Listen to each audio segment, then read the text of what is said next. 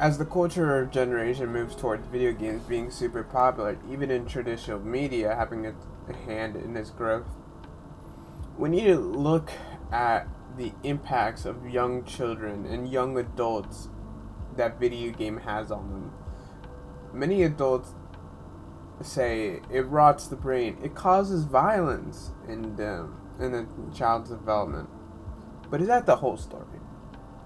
Why is video games being demonized? What is really going on?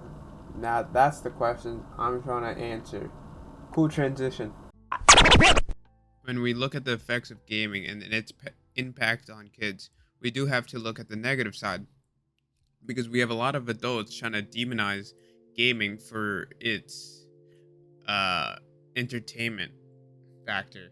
They believe gaming causes violence in many young adults. They believe that it rots the brain. They believe it's worthless time that is being wasted, that it could be done doing something else, like going outside. But this is just all false. The stigma gaming once had is slowly starting to fade away into obscurity. So it was hard for me to find these articles, though. They still exist, and many people around the world still believe it and have read them at one point in their lives. Such classics as violent shooter video games really do rot your brain. Frequent players have less gray matter, study reveals from the Daily Mail, of course, the most reliable source. Or even this masterpiece, video games were invented by the devil. Or this article on Psychology Today. This is your brain. On video games. This is your brain On video games. Now, I can't just go mention all these articles without explaining their content and what's in them. Two of them just reference an old antiquated study that has been disproven since its original release. And in the opinion article about the devil being in video games, it's just a hit piece to garner views and attention from the media. But now I'm not entirely sure if they truly do believe this or if it's just for views.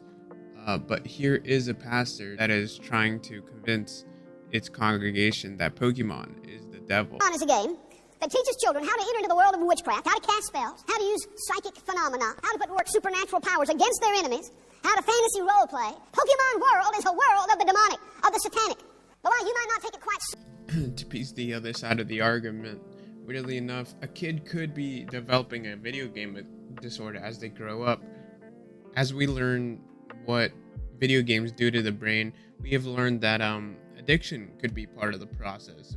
Some people, a handful of people, are trying to put it into the DSM-5 book of psychological disorders. So far, this could impact the kid harshly, because when you're addicted, you tend to ignore everything else in your life, which is a huge problem when you're a kid.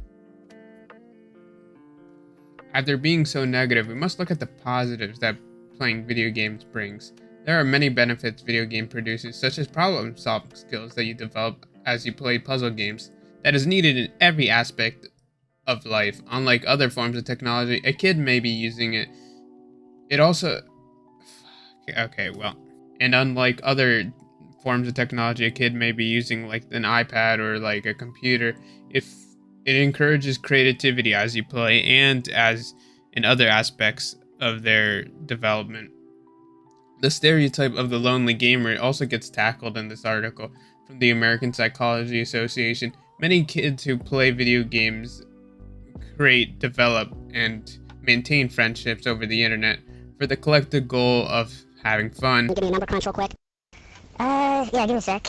I'm coming up with 32.33, repeating, of course, percentage of survival. Oh, that's a lot better than we usually do. Alright, are we Jones, ready, guys? let's do this. Leroy Dragons! This may lead to just lifelong friendships, and it's better than not having friendships, you know? The article also suggests to even use it as a part of therapy, since playing video games typically bring up the mood, so it helps with mental health. It could also help people significantly if game designers and mental health activists came together, since the basis can be developed on the basis of the foundations of play, encouraging way encouraging better mental health. So this was filmed in multiple parts. That's why I'm wearing a different shirt this time. But thank you for watching. Sorry for all that Minecraft gameplay I had in the background. And yeah, video games in child's development may help a child.